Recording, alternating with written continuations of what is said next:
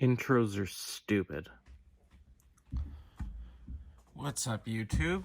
I'm going to talk a little bit about QSP, the maker QSP. So I got a few, oh my god, what's this model called again? The Penguin, the QSP Penguin. So over the last couple of years, I really liked the model, and I kept picking it up in different configurations. This one was just like a straight up green canvas micarta QSP Penguin. They all have the same blade shape and everything, but it's just a really good standard knife. Like, it's just a good utility knife. Take to work, cut down boxes, do whatever it is you need to do. Style knife. Very utilitarian, very useful, especially at just straight up EDC. This one and the larger one here, I heat anodized. This one turned out like crap, but it was all my fault. This one turned out, I think, really well. Well, not really well. The back side isn't quite as nice as the front side. But I think it turned out okay. A big mistake I made, I keep reaching for a flipper. A big mistake I made when I was heat anodizing, when I first started this YouTube channel, was I wouldn't fully take everything apart. I was in a rush. I was probably high. It was just like going quickly. And I hope it'll make it. Yeah, it'll make it out here. You can see I didn't completely unscrew everything, so there were some screws that I left on. And when you anodize the way, you can see this one ended up like really rusty and crappy. Yeah, so, if you're gonna heat anodize yourself, and I do plan on doing some more of it in the near future, waiting for some warm weather, because I want to do it outside because it produces some noxious fumes. If you can hear the slamming coming from upstairs, that's my son running around, jumping everywhere, and making his mom yell at him over and over again. Pretty standard if any of you have toddlers. But anyway, back to this. So I actually I sort of like the way that these scales came out, but something that I learned about heat anodizing was that it doesn't work nearly as well on a textured finish.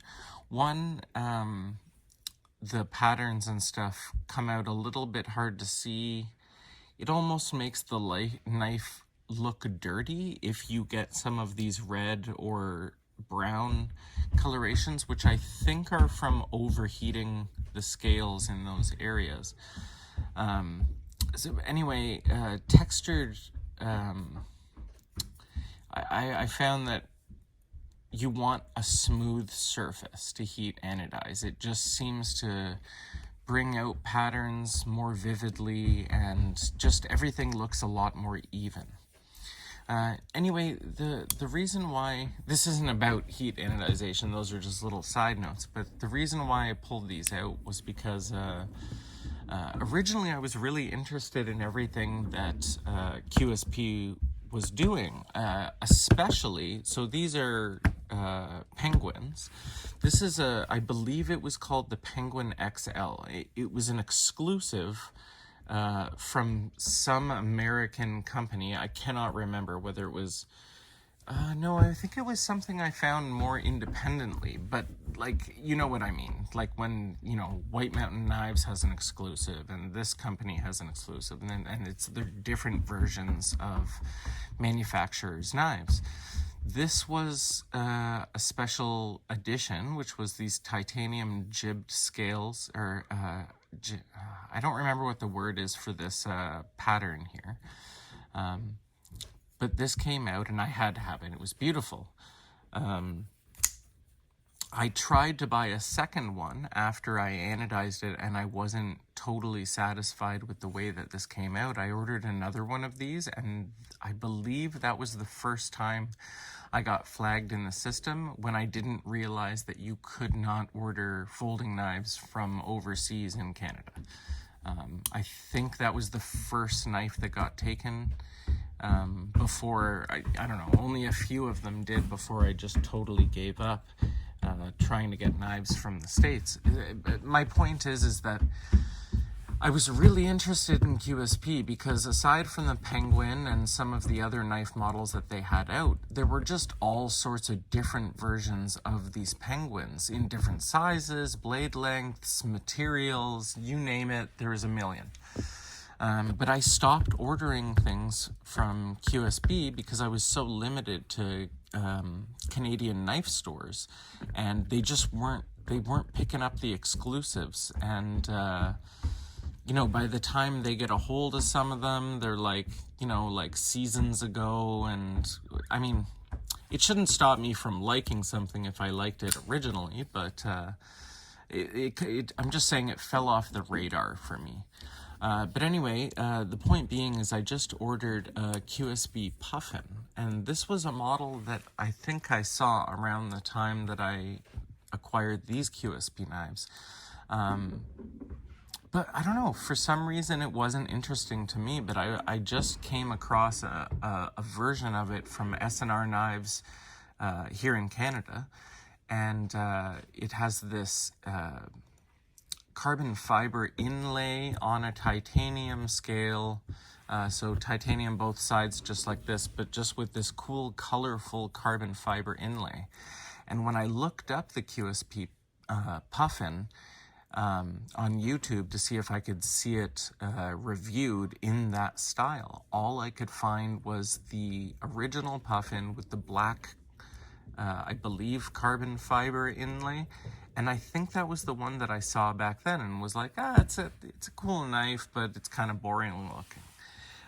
This one that I ordered is very unique looking on its own. I'm excited, very excited to get it. And, you know, if anyone, so out of the Canadian knife stores that I know of, like, obviously House of Knives. If you're Canadian, you know that. Very overpriced, but a large selection.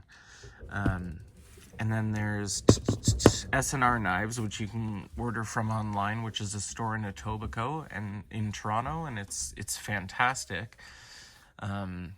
Just they have a big selection, but they don't have as many knives of each model, so they do run out quickly before they have to restock. Blades of Canada is another one. They're actually, I think they're have just as good a selection of House of Knives, with a few more unique things that, in my opinion, I've seen pop up there that House of Knives doesn't even carry, like different exclusive packages and stuff.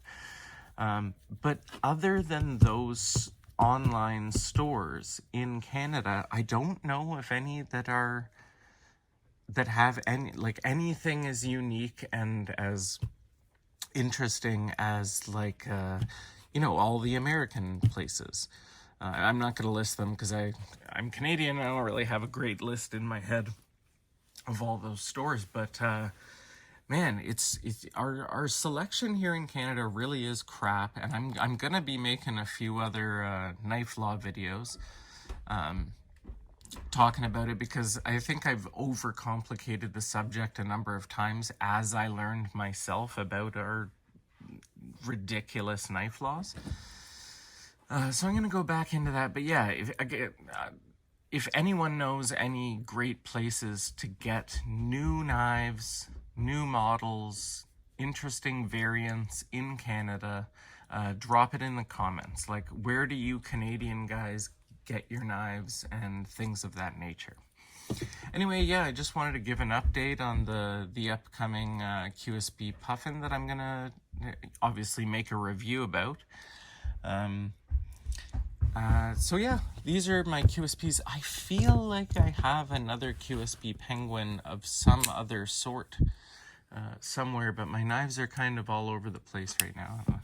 Like, I have a bunch, like, in this display case, and, you know, in the drawer, and then I've got my my Pelican case over here, which has like 3 layers. But I occasionally just like grab a knife and then end up leaving it somewhere and it disappears into the ether that is my house. Anyway, yeah, that was just an update. Stay tuned in the next few days and you'll see QSB Penguin and a brand new Spyderco, if anyone's paying attention. Anyway, guys, just wanted to fire it out there and show you the QSPs that I have. I got to clean this one all up and brush out all the crap that happened when I anodized it. Anyway, guys, have a great one. Enjoy your knives. Peace out.